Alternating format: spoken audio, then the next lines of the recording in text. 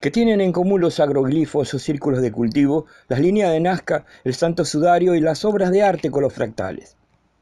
Se ha dado un paso importante en laboratorios, usando poco y pequeño equipo, reproduciendo el trazado geométrico de los círculos de cultivo, usando partículas, limaduras o polvo inducidos por un generador magnético.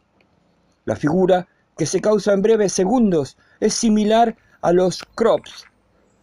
La fuerza magnética se desplaza en ondas formando figuras geométricas. Lo más increíble es que ese mismo patrón geométrico se observa en las fibras del Santo Sudario afectadas por una extraña radiación. Esa fuerza afectó y reordenó las fibras, doblándolas sin romperlas. El mismo efecto que se observa en las hebras de los círculos de cultivo. Hay varias observaciones que hacer. ¿Por qué no se nos dijo que la fuerza magnética forma patrones geométricos según frecuencias? ¿Y cómo la geometría y las frecuencias se relacionan causando formas regulares? Recuerden las formas de cristales de agua del doctor Masaru Emoto, que eran como estrellas y armónicas, cuando se usaban frecuencias musicales positivas y se volvían caóticas con el ruido. Pero también parte de los grabados de la pampa de Nazca tienen patrones geométricos similares, y en los 70, el técnico de la empresa IBM, Mandelbrot, descubrió que ciertas fórmulas matemáticas, al representarse con líneas, formaban bellas figuras geométricas. IBM no le dio un uso demasiado útil a esta fórmula. Aplicó los llamados fractales para crear los protectores de pantalla que se usaban en Windows. ¿Recuerdan esas figuras geométricas bellas y regulares que se veían en los protectores de pantalla de Windows 3.1? Pero lo raro, además, era que esas figuras o formas se repetían a sí mismas, y si tomabas una parte de esa figura y la amplificabas, se veía la misma forma completa. Tardaron en darse cuenta que este principio es la teoría del sistema u holística, donde una parte refleja al todo, y que la escuela psicológica de Gestalt, o de la forma, había estudiado hace décadas. Filosóficamente hablando, el fractal representa cómo el uno se manifiesta en las partes o conciencias, que reflejan y reproducen las capacidades del uno a su propia visión, a imagen y semejanza. Esto es lo que significa la frase bíblica: llevamos un patrón o fórmula del absoluto dentro nuestro. La otra observación del fractal es que se reproduce regularmente, o sea, puede deducirse leyes y ciclos en su manifestación, lo que representa al logos o el principio por el cual el universo se ordena y transforma constantemente. Lo más extraño aún es que en la naturaleza todos son fractales. Fractales en la forma del ADN, fractales en el modelo atómico y las galaxias, en el movimiento de las mareas y los tornados, en el relieve de las costas, en las huellas digitales, en la disposición de las células y moléculas, en la forma de las nubes. Y aún hay más. Se descubrió que muchas de las obras de arte que nos fascinan a todos y nos inspiran, como el Partenón, las pirámides y la Mona Lisa, están basados en la serie espiral de Fibonacci o número áureo. ¿Qué es esto de número áureo? Bueno, Fibonacci, antes de Leonardo da Vinci, investigó el arte egipcio, matemáticas pitagóricas, y descubrió una proporción armónica, una relación entre curvas que da belleza y que cautiva. Esa armonía que se ve en la forma de la guitarra y en la silueta de la mujer, y que no es casualidad. Esa proporción sagrada o armonía entre las partes es reconocida por nuestro subconsciente o alma, y por eso el arte nos atrae, presentimos esa armonía y nos fascina. Leonardo da Vinci aplicó esa proporción áurea en la Mona Lisa, pero lo más raro es lo que significa esa proporción que representa las veces o cantidades que una parte entra en el todo.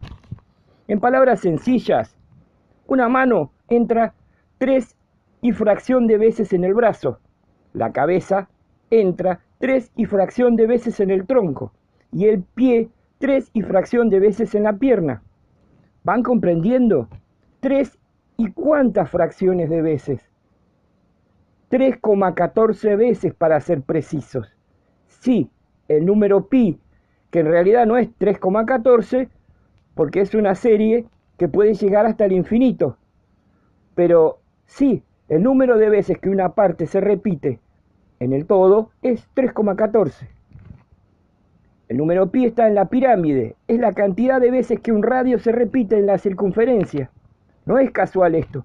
Los egipcios usaban esto en sus templos y pirámides, y esas formas se relacionaban con fractales o mandalas del campo magnético. Sí, los talismanes o mandalas o círculos mágicos interactúan con estas ondas geométricas de los campos magnéticos de alguna forma.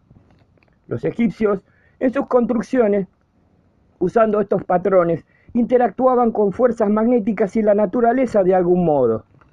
Hoy sabemos que los campos magnéticos de la Tierra nos afectan en salud y ánimo, y se observan variaciones en guerras y catástrofes. Estos cambios del campo magnético rigen no solamente los estados anímicos, las enfermedades, sino cambios globales. El Sol, la resonancia atmosférica y rayos cósmicos también afectan y alteran el campo magnético, y parece que cada cierto tiempo el campo magnético se modifica y perturba, y hay cambios climáticos, extinciones y migraciones, que son llamadas saltos evolutivos. Ahora, ¿qué está detrás de las figuras en campos de cultivo? Para empezar, el magnetismo como fuerza es libre y gratis, por eso la élite lo censura y esconde y evita que lo usen como energía. Además, ¿por qué no nos enseñan que frecuencias magnéticas causan formas y fractales, o sea, leyes naturales? Esa matemática fractal y el uso del magnetismo creando figuras ya la conocían los antiguos egipcios, que la heredaron de los atlantes tras el cataclismo, diluvio o cambio magnético que hubo en la Tierra.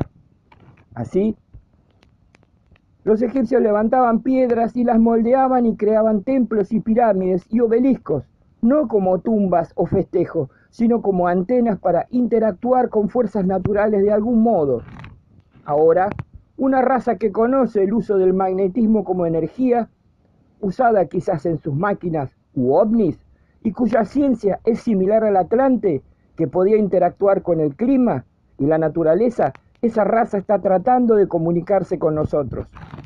La élite se ríe del magnetismo, pero lo investiga en secreto. El experimento Filadelfia usó generadores magnéticos intensos para afectar la materia, y quizás haya logrado expandir el espacio o crear un evento o agujero de gusano y desarmar la materia y teletransportarla.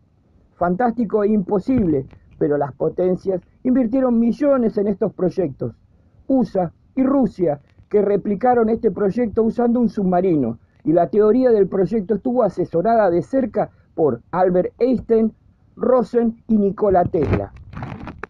¿Es casual que los visitantes del espacio que trazan los círculos de cultivo conozcan ciencia y técnica que los atlantes le pasaron a los antiguos egipcios? En realidad, ¿de dónde sacaron los atlantes esa ciencia geométrica y magnética? Seguramente provenía de las estrellas también. Así que los modernos visitantes en realidad están usando un lenguaje viejo, simbolismo o geometría sagrada para contactarnos con algo que deberíamos conocer. Y esos símbolos nos llaman la atención e impresionan la conciencia.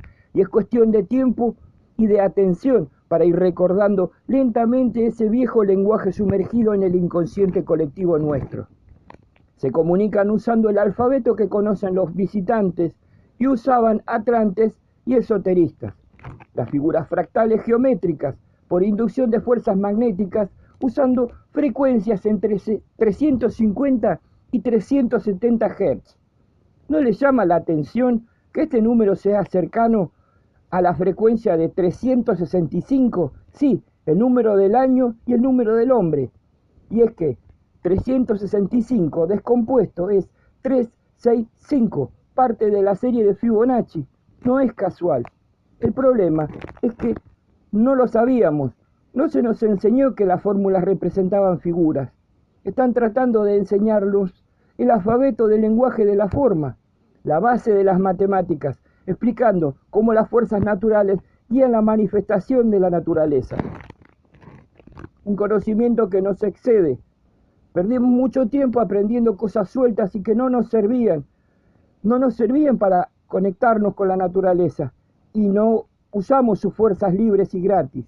Y hoy nos cuesta entender los esfuerzos que estas sabias inteligencias hacen para enseñarnos a hablar el lenguaje de la creación, de la comprensión de la gran unidad de todas las cosas, la holística, gestal, fractal, física, geometría, música, arte, todos son formas de la manifestación de lo mismo.